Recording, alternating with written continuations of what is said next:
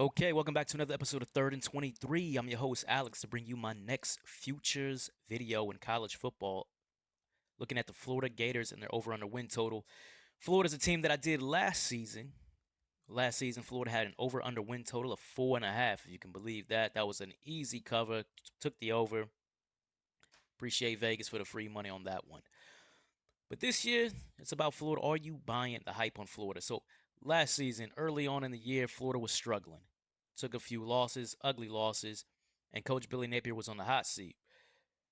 Defense couldn't get a stop. Offense couldn't make any plays. A change needed to be made. Now, I'm someone of the belief, if you're not aware, Florida had two defensive coordinators last season. I'm someone of the belief that one of the defensive coordinators, when I was calling the plays early, got sent to the back burner. The other more experienced defensive coordinator started calling the plays, and all of a sudden things turned around. Gators started to make a lot of plays in the backfield. Gators started to force a lot of turnovers, and offensively, DJ Lagway was inserted into the starting lineup because of injury, and now all of a sudden the Gators are making big plays down the field. The Florida Gators were one of the top passing teams in terms of yards per attempt post DJ Lagway getting into the starting lineup. So that led to Florida having one of the strongest finishing kicks of the end of the season. Upset against LSU. Huge ups against Ole Miss, where they were a double-digit underdog and knocked Ole Miss from an opportunity to make it into the college football playoff. Ended up winning 8 games when you count the bowl game. So Florida, you think, oh, they're coming in with a lot of hype. They're coming with a lot of momentum. So I was thinking this over-under win total would be much higher. 6.5 is what the Vegas line is coming in at, and this actually was 7.5. It's been bet down. So why was it bet down? We look at DJ Lagway. I'm expecting him to be one of the top quarterbacks in the country if healthy, and maybe that's what it's causing concern for a lot of people. DJ Lagway didn't practice in the spring. He was rehabilitating, or I guess you could say resting a shoulder injury that some people believe that he might need surgery for, and he could miss the entire year. I've read reports lately that DJ Lagway, and this is why I'm making this video, DJ Lagway's already started throwing, and there's a lot of talks that he's actually 100%. So I'm expecting Lagway to be 100%, and I'm expecting his win total potentially to go up to 7.5 if this starts to get out there in the ether.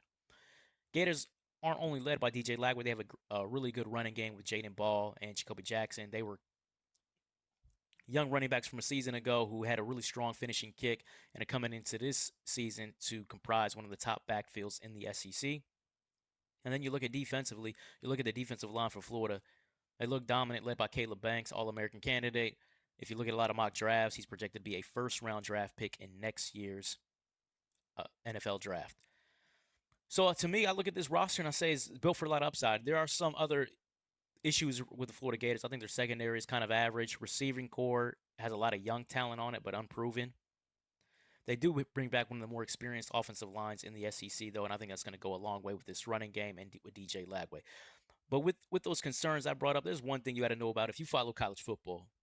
If you have a top quarterback in college football, which I believe DJ Lagway is, you're going to have a lot of success on the football field. Bad quarterbacks are littered across college football, and those bad quarterbacks lead to a lot of losses. If you have a good quarterback, it's going to separate yourself from the pack. And I think DJ Lagway is the kind of quarterback who could turn average receivers into above average receivers. And I don't think those Gator wideouts are average. I just think they're unproven, at least in some instances.